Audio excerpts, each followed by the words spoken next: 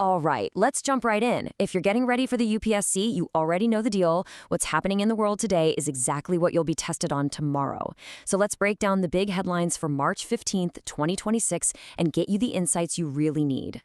So, here's what's on the agenda today. We're starting with the rising tensions in West Asia. Then, we'll pivot to India's economy and how it's holding up, which connects directly to our tech and defense sectors. From there, it's a hard look at a major climate warning for the region, and we'll wrap things up with the key policy debates happening right here at home. First up, what's probably the biggest international story right now? Things are really heating up in West Asia. We're talking about Iran, Israel, and the United States, and there's a growing fear that this could escalate into something much, much bigger. So you might be asking, why does this tension over there matter to everyone, everywhere? Well, it all boils down to this one critical spot on the map, the Strait of Hormuz. Think of it as a crucial artery for the entire world's energy supply. It's a tiny choke point, but its stability affects economies thousands of miles away. And to really put that into perspective, look at this number, 1/5. That's how much of the entire planet's oil supply sails through that single, narrow passage. So you can see any disruption here isn't just a regional problem, it sends an immediate shockwave through the global economy. You know, in diplomatic circles, they call this strategic tension. But I love how the source material breaks it down. For the rest of us, in plain language, it just means one thing. Everybody is watching oil prices, and they're watching them very, very nervously. It's a perfect example of how interconnected everything is.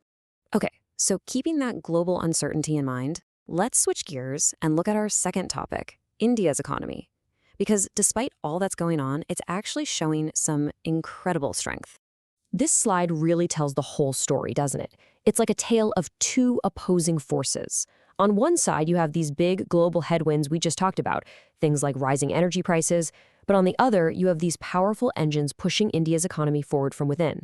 I'm talking about massive domestic demand, a huge push in infrastructure, and a digital economy that's just exploding. Now, to keep that momentum going, the idea is to bring in foreign investment. But, and this is key, it's being done strategically. The government is being very careful about where that money goes, focusing on these three critical areas: technology, telecom, and defense. Why? Because they're all seen as absolutely vital for our national security and our goal of self-reliance. And that's the perfect segue into our third headline. Let's take a closer look at the incredible advancements happening right now on the technology and national security front. You know, modern defense isn't just about having one big, powerful piece of equipment anymore. It's about having an integrated system where everything works together. We're seeing this new kind of toolkit emerge. You've got swarm drones acting in concert, you've got AI making sense of all the data, and it's all being fed by constant satellite monitoring. It's a whole new ballgame. But of course, there's a flip side to all this rapid digitalization. And this quote from the source really nails it. The more digital our world becomes, the more creative cybercriminals become as well. And that simple fact has totally changed the game. Cybersecurity isn't just an IT problem anymore, it's now a top-tier national security priority. Okay, moving from the digital world back to the natural one. Our fourth section tackles a really serious warning that scientists are issuing about our changing climate. The message from the scientific community is pretty blunt and, honestly, quite concerning. They're saying the intense heat waves we've been experiencing aren't just coming back, they're expected to get even worse across South Asia. And this isn't just about uncomfortable weather. It's a direct threat to our food, our water, and our health. So, what's causing this intense heat? Well, it's kind of like a double whammy. First, you have the slow, steady hum of long-term climate change in the background. But then, layered on top of that, we have the weakening of the La Niña weather pattern. That's the phenomenon that usually helps cool things down. With that cooling effect fading, the underlying heat just hits that much harder. But what does all that scientific talk actually mean for you and me? The source material boils it down to something we can all feel. It means that summer feels like it's showing up earlier and earlier each year, and those mild winters we used to have, well, they're starting to feel like a distant memory. And for our final section today, let's bring our focus back home and look at some of the really important discussions on governance and policy that are happening right now.